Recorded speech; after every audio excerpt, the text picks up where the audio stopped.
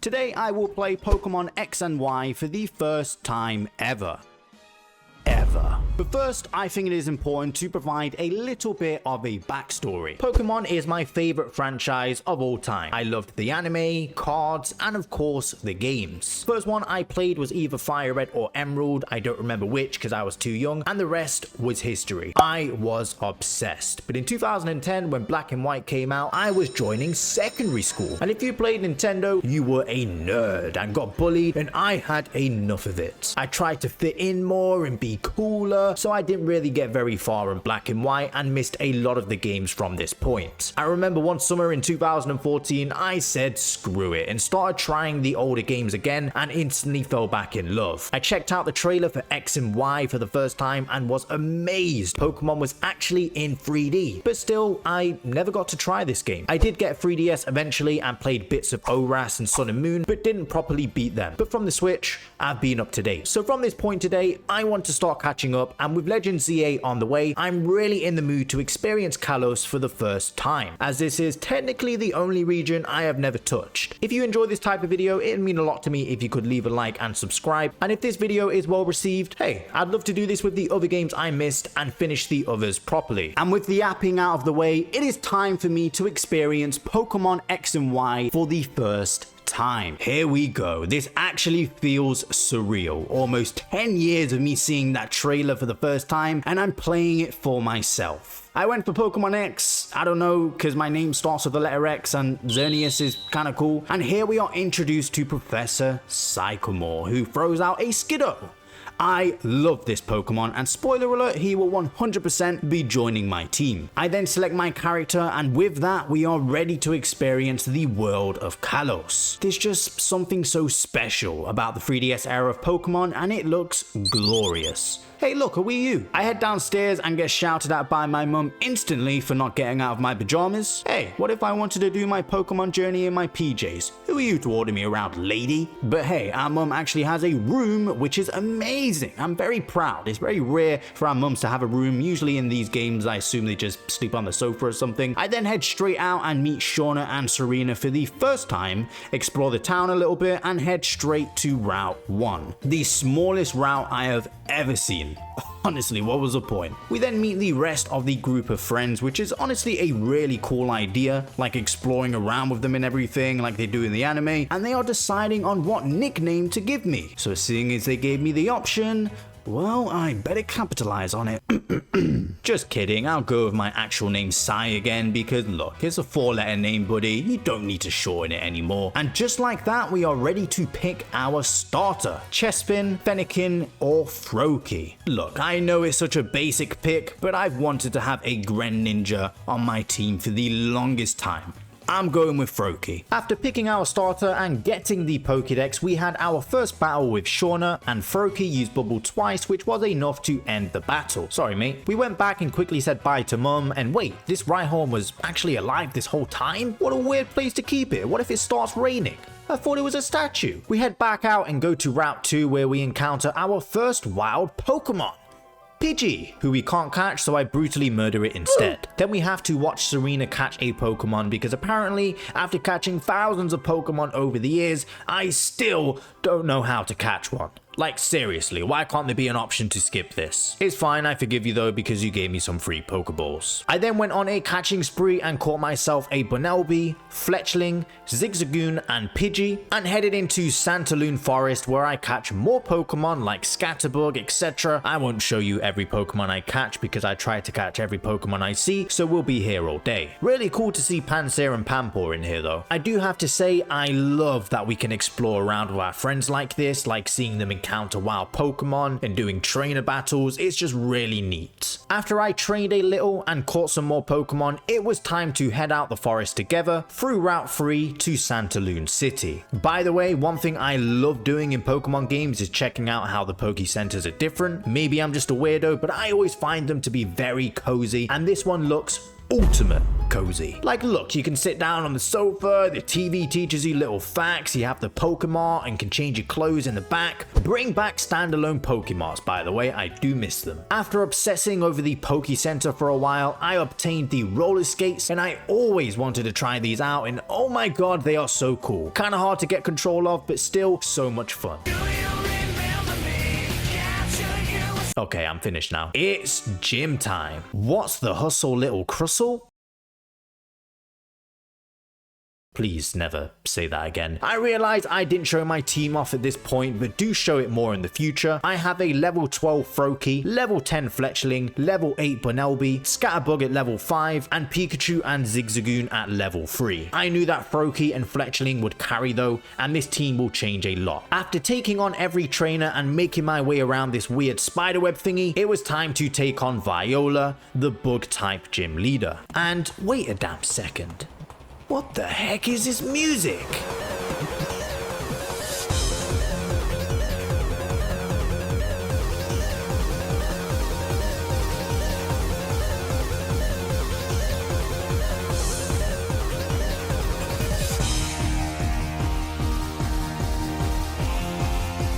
Oh my goodness, why does this slap so much, and why have I never heard this before? Okay, that's enough of that. I instantly recalled Bunnelby because he was about to faint and let Froakie deal with Surskit, and then brought out Fletchling to finish the job with Vivillon. Anyway, after multiple pecks, we beat Vivillon, which finishes the battle and wins us our first gym badge. Just like that. I play around with the roller skates some more.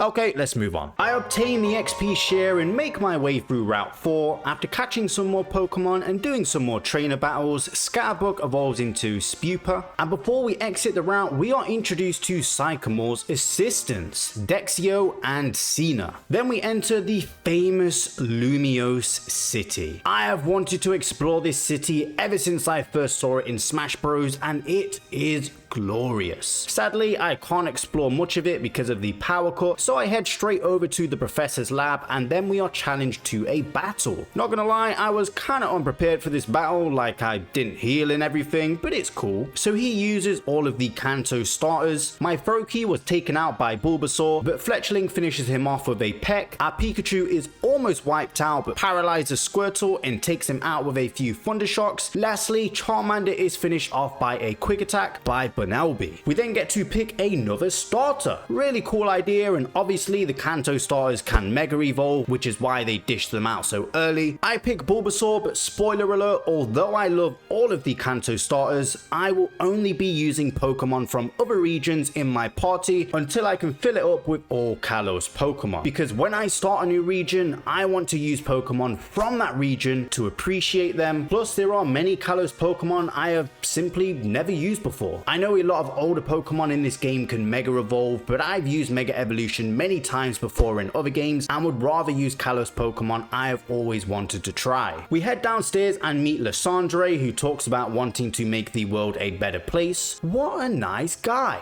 He's 100% the villain, isn't he? As requested, we head over to the cafe and bump into him again, where he starts yapping about his vision to Diantha. Yeah, he's defo the villain.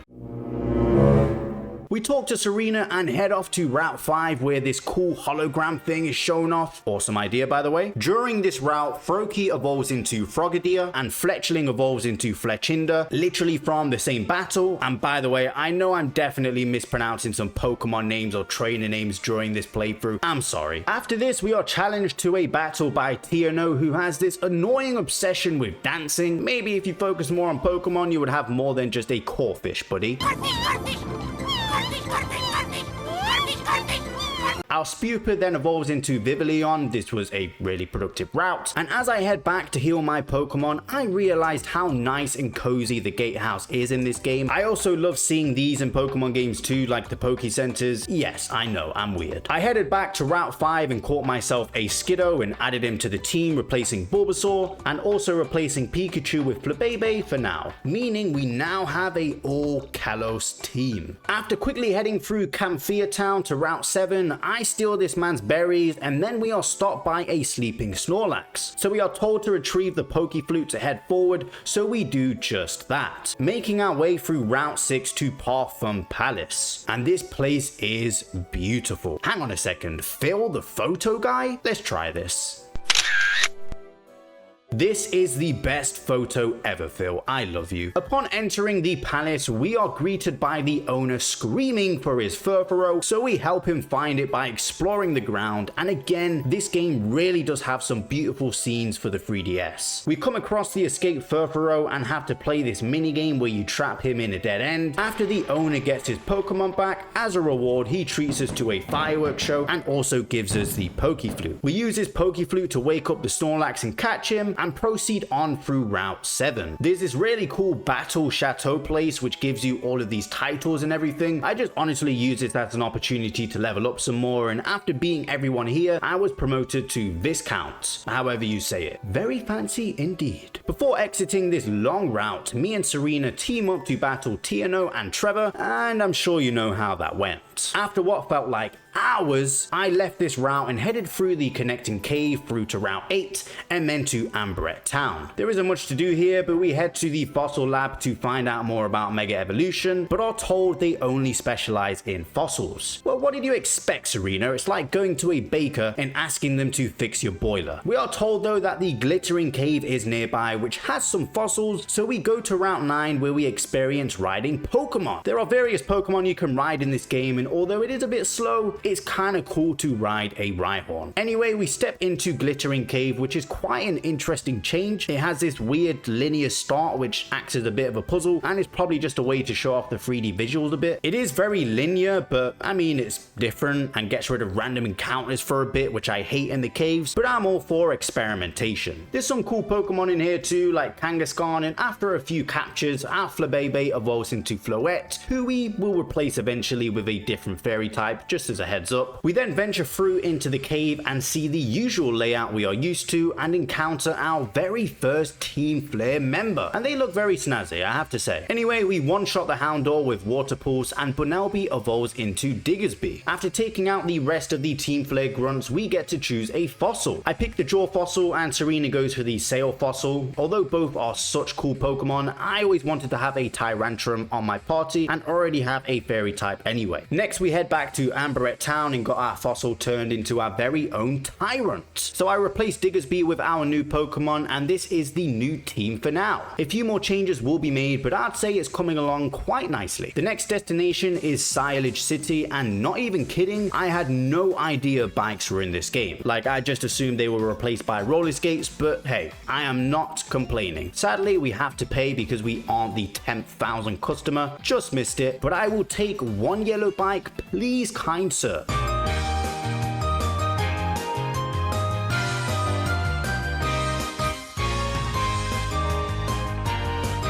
Okay, I'm finished. It's gym time, and this is a really cool gym puzzle, climbing up the different walls and everything. I see where Breath of the Wild got its inspiration from. After beating every trainer, I figured it's time to take on the gym leader, and wait a second. Not again. Okay, we won't be doing that again. We start out with our Frogadier and use Water Pulse and almost finish off Amora, but he paralyzes us and then heals up with a Hyper Potion. So after a few more Water Pulses, we take out Amora. I decided to keep Frogadier out despite being paralyzed because I thought he would finish the job, but annoyingly Tyrant's Bite causes us to flinch and then gets a critical hit and finishes Frogadier off. It's fine though because Floette finishes the job with Fairy Wind, winning us our second gym badge. Moving on to Route 10, we catch an Eevee because I really want to add Sylvie onto our team. So we start prepping and play some Pokemon Ami, whatever it's called, just for a little bit to start getting the hearts up. And then after battling some more Team Flare grunts, we head to Geosenge Town. There isn't much to do here at the moment, but with all the Team Flare presence, I assume this place will play an important role in the future. Before leaving though, we are approached by Karina again, and one of her Lucario wants to battle us. Our Vivillon finishes both Lucarios off with multiple side beams, and then we head through to Route 11 to Reflection Cave. Really cool idea with the trainers being able to see you through the reflections and everything. I got some cool Pokemon here too, like Carbink, and then this takes us to Shalor City. We meet with Tierno, who gives us an intriguing stone, and then walk down to the Tower of Mastery, which has this giant Mega Lucario statue. We then finally meet with the Mega Evolution Guru himself, and after he educates us, he informs us he only has one Mega Ring. Everyone else isn't interested, so that just leaves me and Serena, so we battle for it. We take out her final Pokemon, Absol, with a Water Pulse, which means we will get the Mega Ring. We then head straight to the gym to face off with Corinna again. What's the plan, Hitmonchan? This gym has a really cool roller skating section. You can race around, and after some trainer battles, Frogadier finally evolves into Greninja. I have been waiting to use a Greninja for so long. I've only had him in Pokemon Go before, which doesn't really count. I was ready to take on Corinna again with my newly evolved Greninja, and look at how cool this move Water Shuriken is. So sick. That was enough to finish off Mienfoo. Fletchinder takes down Hawlucha, which was a pain because it kept healing and even took out Greninja. Then Tyrant finishes off Machoke with a bite. I quickly switched out Fletchinder for Tyrant because he was about to faint, and after the battle, Fletchinder evolves into Talonflame, another Pokemon I have always wanted to use. Anyway, we win the third gym badge. I head down this really cool rail. We now have to go back to the tower to battle Corinna again. I don't know why we couldn't have just done the gym battle first and then come here. During this battle though, we are given Lucario and get to try out Mega Evolution for the first time. I have to say, Mega Lucario does look very cool, but yeah, I lost the battle. For some reason, I forgot Metal Sound wasn't an attack move. Yeah. Ah well. We take Lucario with us for now, I suppose. I can have him on the team until I find a final Pokemon I want to use, replacing Vivillon. And oh, Skiddo also evolves to Go-Goat. I mess around with Pokemon Ame, whatever it's called, and get 2 hearts in affection, so Eevee is ready to evolve. And coincidentally, in the next battle, Eevee leveled up, which meant we now have a Sylveon. Awesome, the team is almost complete. Moving on, we go to Coumarine City, this really cool harbor city, which also has another cool section connected by this monorail. Outside the gym, Serena challenges us to a quick battle, and then we head on inside. I have to say, the gym puzzles / trials, whatever you want to call them, have all been very cool so far in this game. I love the little swinging on the ropes thing. Ramos is a grass type gym leader, which meant this was perfect for Talonflame. We use Aerial Ace to take out Jumpluff and Go-Goats, and finish off Weeping Bell with a Flame Charge, winning us our 4th gym badge. After leaving the gym, we get a Holocaster message thingy from Lysandre, who starts yapping about his silly little plan again. We then head through Route 13 where the strong wind makes you run extra slow, and these little rubble animations are moving around everywhere, which can either be Dugtrio or Trapinch with Arena Trap. Whoever thought of this route is pure evil and needs to be arrested. This route leads to the Kalos power plant, which has of course been taken over by our favorite fashion icons. You're just a kid? Hey man, I wanted to check you guys were okay, but fine I guess. And this dude is trying to scam me, selling inflated $300 water bottles that are normally $200? Get out of here. We make our way through the power plant and battle a lot, and I mean a lot, of Team Flare grunts, and then battle Andrew Tate and Team Flare's Aliana. Saving the day, I head back to see the workers, and yeah, look at how they switch up now. Oh, you never doubted me, huh? Of course. And now he's selling the water bottles $100 below retail price. Scalpers, watch out. We then get jump scared by this giant man. Holy crap, he is huge. He talks of a Pokemon that was given eternal life, and I have seen this dude before in memes and stuff, so I'm interested to learn more about him. Back to Lumio City, and not gonna lie, it never occurred to me that the prison tower would be a gym. I mean, it makes sense, I just never thought about it. What's cooking? Good looking? It is time to take on Clement. Straight away, Emolga annoyingly uses Volt Switch, which brings out Magneton, who takes out Tyrant with a Mirror Shot. So we bring out Talonflame to take on Magneton with a Flame Charge, and the same with his Heliolisk. We almost finish Emolga, but he just clings on and takes out Talonflame with a Volt Switch. A risk having a flying type out against electric types, I know, but it paid off, I'd say. After Clement uses a Hyper Potion, Sylveon finishes the job with a Moonblast, winning us our 5th gym badge. We explore Lumio City a little more. The Professor and Lysandre are having another combo in the cafe. And man, it is so easy just to get lost in this city. It really is beautiful. Anyway, let's go to Route 14 where Serena wants yet another battle, and I completely forgot to heal after the gym. Oops. So I did struggle a little bit in this battle, but Mega Lucario saved the day. Thanks, buddy. You're still getting replaced. Tyrant finally evolves into Tyrantrum, and it is time to head on to this supposed haunted mansion, which turns out just to be a scam by some old guy. This isn't haunted at all. No, you are not getting a tip. We leave Luigi's mansion, which means Lavray City is our next destination. And I just wanted to quickly address something. I know I haven't changed my clothes like at all. I have checked out all of the clothing stores in the different cities, and not gonna lie, I just really like the default clothes, and I'm not feeling anything else, just in case you wondered, which you probably didn't. But it is time to take on the gym. Wow, howdy Mr. Pouty?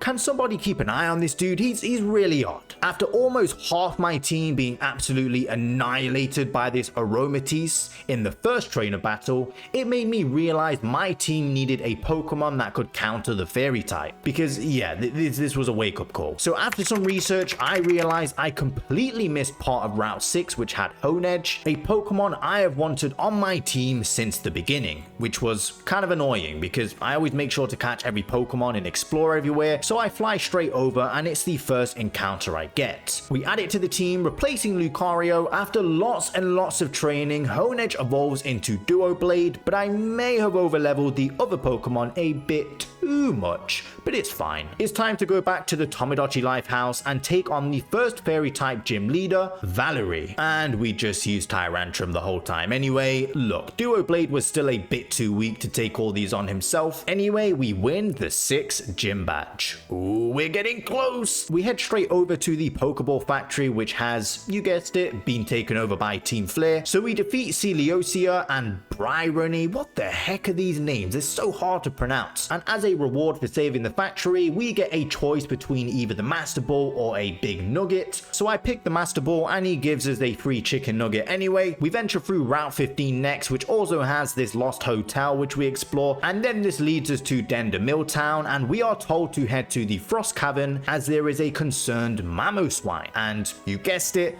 Team Flare are behind this nonsense again, trying to bother this poor Abomasnow. So we defeat them, and I love how he's just stood there like a legendary at the end of the cave. We can't catch him unfortunately, but he does give us some Abomasite. Now that Mamoswine isn't stressing, we can ride him through the thick snow in Route 17, which takes us to Anistar City. And I love the music here. This really is a nice city. Serena wants to battle us again before we take on the gym, and then we enter the 7th gym. Almost there. What do you know, Daddy-O? Did you just call me Daddy? What in the Super Mario is this gym? This genuinely looks like a level from 3D World or Galaxy or something. Anyway, it's time to face Olympia, and Duoblade pretty much carries the whole time. I just used Sword Dance to the max in one shot with Shadow Sneak. I love this guy. We get the 7th gym badge, and as soon as we head out, we receive a hologram message from Lysandre, and he finally shows his true intentions and reveals that he is indeed the villain. Who would have thought? We head back over to Lumio City, and why is everyone so damn rude in this city, huh? Like, dude, what is wrong with you, bro? Maybe Lysandre is right. We make our way over to the Lysandre Cafe and say the secret password, Sesame Street, to open the hidden door that leads to the Lysandre Labs. This dude really likes naming everything after himself. And oh my god, this music slaps as well. Yeah, they really nailed the soundtrack in this game. We are then challenged to a battle by the main man himself.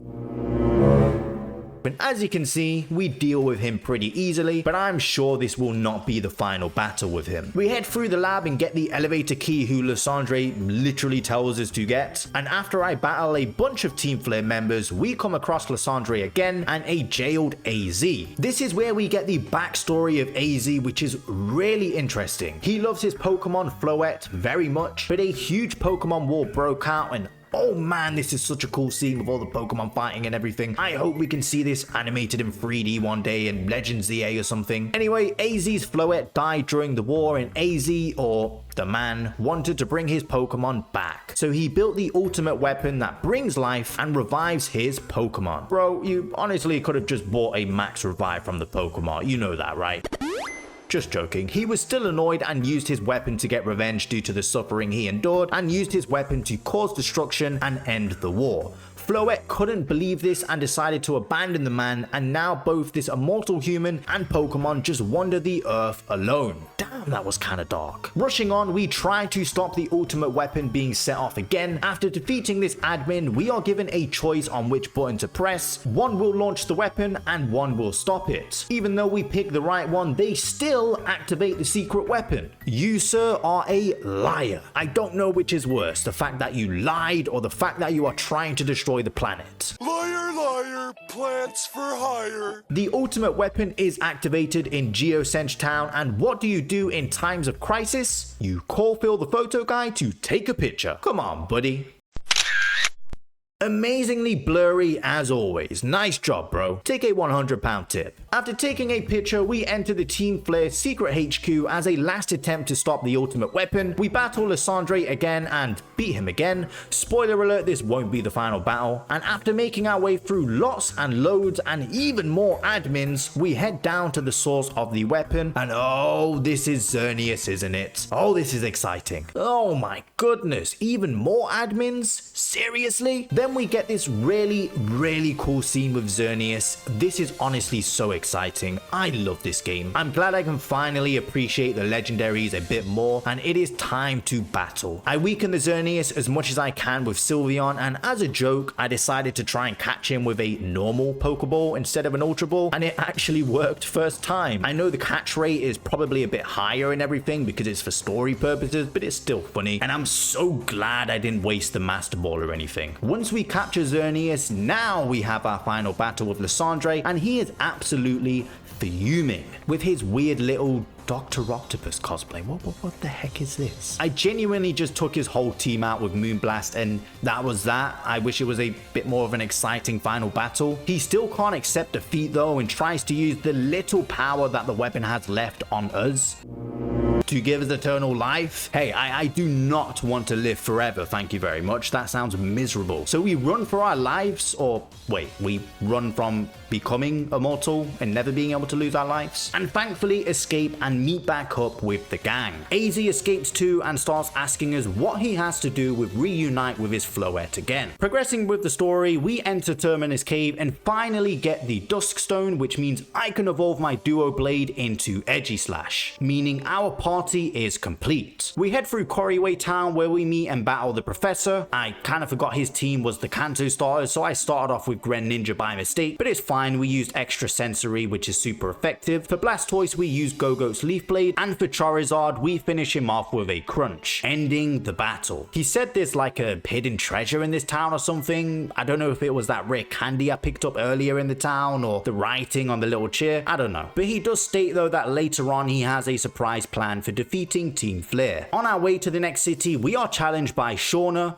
Tierno and Trevor back to back. Man, give me a chance to breathe. We make it to Snowbell City, the location of the final gym. What's new, Little Blue? Okay, that one wasn't so bad. We come to learn the gym leader is actually in Winding Woods right now, so I head in the completely wrong direction. I know this because I come across a trainer with a level 7 Pidgey. I'm sorry dude, this must have been a pretty traumatic battle for you. But I'm glad I came this way because I come across a Bidoof, who I haven't caught yet, who breaks out of my Ultra Ball apparently. What the heck, how strong are you? Alright, so I actually go the right way this time and find the Winding Woods, which is a really cool idea. It's kind of like what Explorer exploring the earlier forests felt like as a kid, or at least that's how they intended them to be. We find the secret Pokemon village and the 8th gym leader, and I'm pretty sure I know what that cave is going to be. I will be coming back to you after I finish the game for sure. Anyway, that felt kind of pointless just to get me to come all the way out here and go straight back, although the village is kind of cool. We fly back to Snowbell City and it is time to get that final gym badge. What's the dice chunk of ice?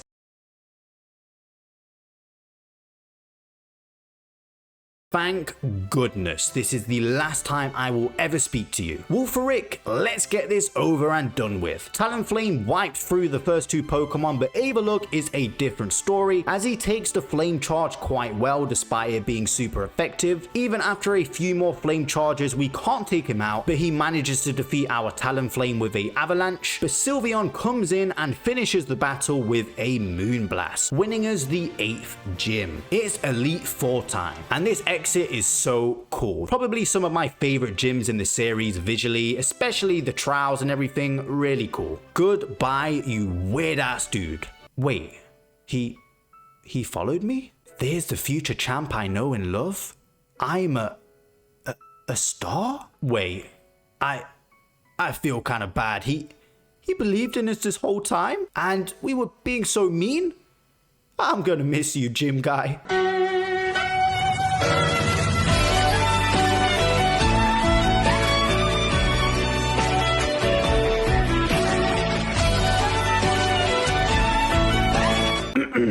Sorry about that. Before we head off to Victory Road, Ace Trainer Robbie wants to battle us. He then allows us to pass in. Oh, this is so cool. All the gym badges on the wall and everything. I am very excited to see what the Pokemon League looks like in this game. We arrive at Victory Road and battle many different trainers and catch lots of different Pokemon, and then have our final battle with Serena. Let's do this. Edgy Slash uses Sword Dance and then a Shadow Sneak to take out Meowstic. Sylveon uses Moonblast to finish off Absol. Greninja quickly takes out Altaria with an Ice Beam, and then Serena brings out her final Pokemon, Chestnut. And I switch to Talonflame and use a Flame Charge. Chestnut uses Body Slam, but due to our Flame Body, it causes the opposition to get burnt, lowering the HP a bit more, which means one final Flame Charge was enough to end the last rival battle. It's been fun, Serena. I catch a Druddigon in Victory Road and was so close to adding this to my team because it is such a cool Pokemon and I've always wanted to use one, but honestly, there is no point in changing my party around this late in the game. Anyway, I exit Victory Road after spending hours here, heal up and buy a bunch of full restores before I head in to take on the Elite Four. Enough yapping, here we go. Man, this looks awesome, and apparently we can choose which order we want to take the E4 on, which is a really cool idea. I think I'll save Dragon for last because it just feels right, and it's time to head on through, and I decided to head straight into the Blazing Chamber first, as she did approach us in the hall and everything, and this should hopefully be a walk in the park with Greninja being a water type, and here we go. One of 4 battles, let's take on Mulva. Greninja straight away one-shots Pyroar, Talonflame, and Torkoal with Surf. She is down to her final Pokemon, Chandelure, who we also one-shot with a Surf. Well,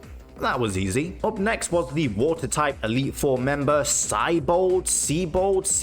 What the heck? Some of these names are so hard to pronounce. So as you can imagine, Go-Go is going to be our main Pokemon here, with him being a grass type. We finish off the first 2 Pokemon with a Leaf Blade. Then for Gyarados, I decided to use Tyrantrum as he has Rock Slide. Gyarados then uses Dragon Dance and Earthquake, almost knocking us out, but we managed to hold on and use one more Rock Slide. Finally, we use one last Leaf Blade to take out Starmie, meaning we are halfway through the Elite Four already.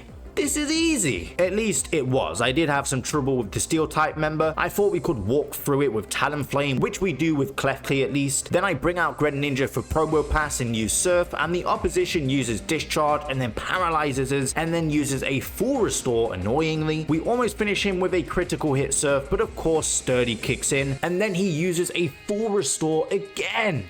Unbelievable. After a few more moves, this annoying compass is down, and then we face off with Edgy Slash, who straight away protects itself, and then our Flame Charge does very minimal damage whilst he's in this stance. After he switches to an attack stance, we get close, but sadly, he takes out Talonflame, and Tyrantrum finishes the job with a Rock Slide. I stupidly bring out Edgy Slash here against Scizor, and he's pretty useless, so we almost wipe out Scizor with Tyrantrum, but also was probably a stupid idea because Scizor defeats Tyrantrum too with a super effective move, but with very little HP, I didn't have many options left, so I let Sylveon finish the job.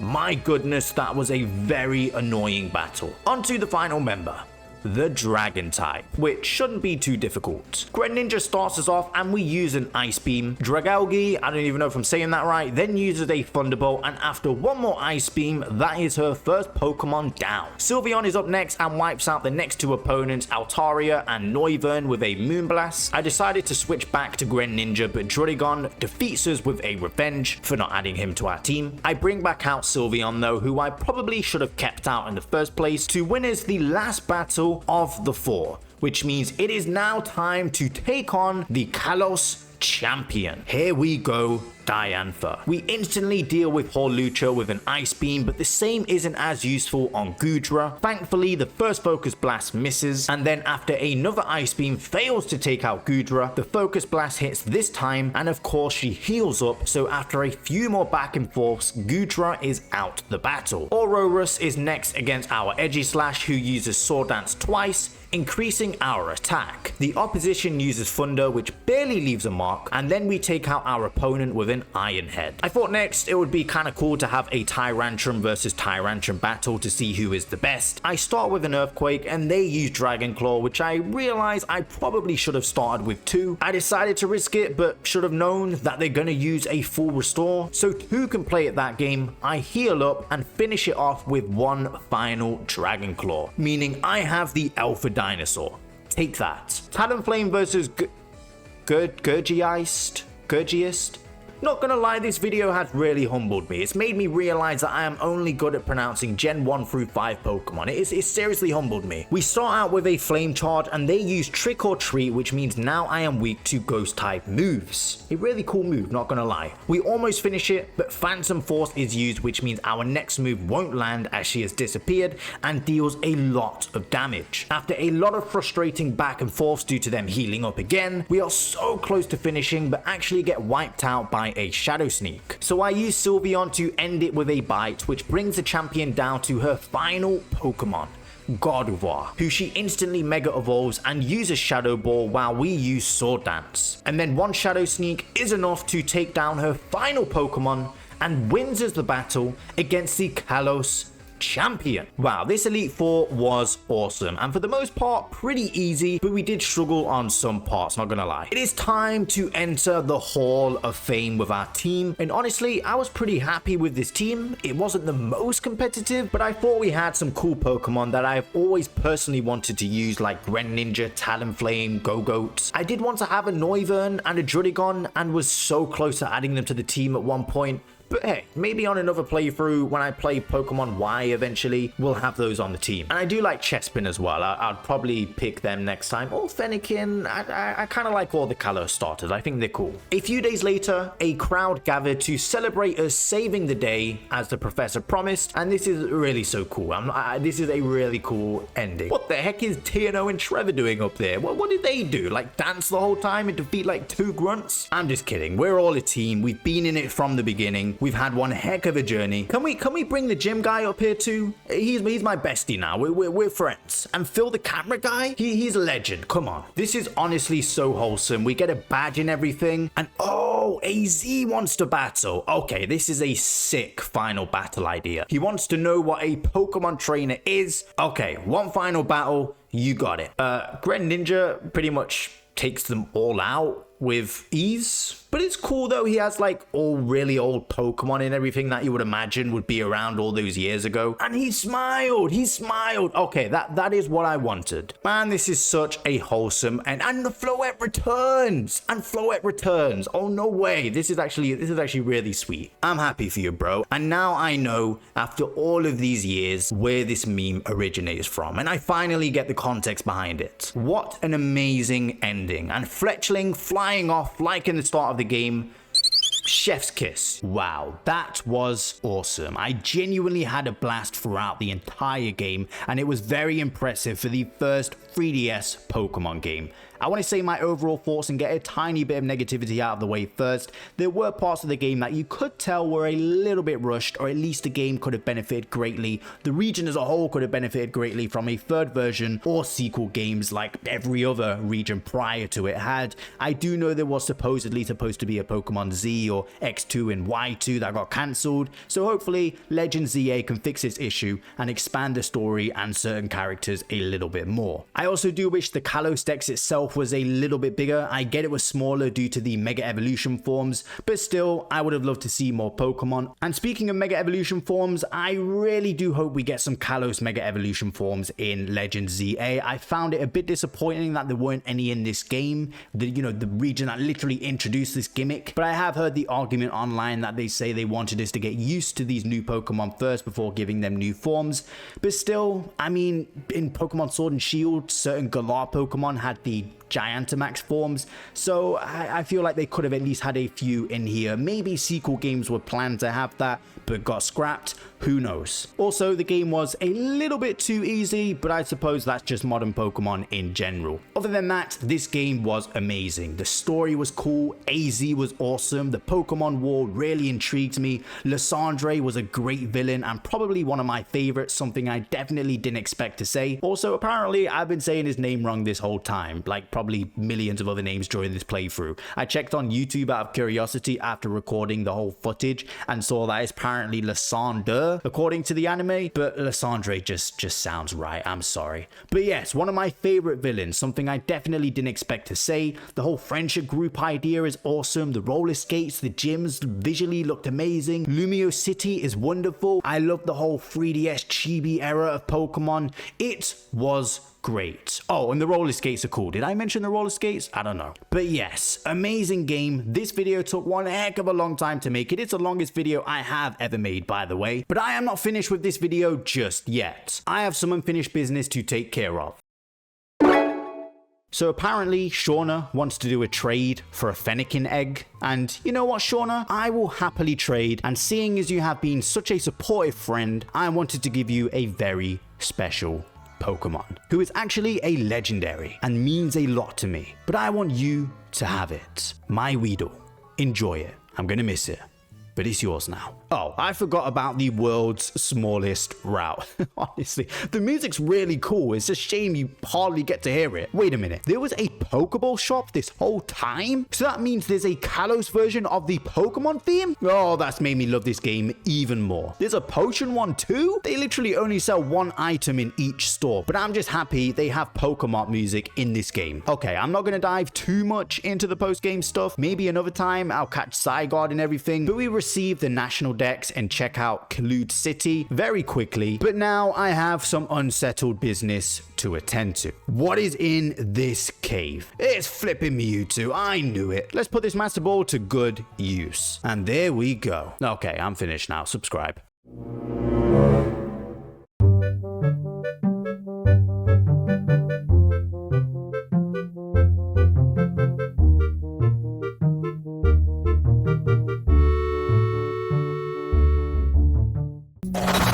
Sunrise.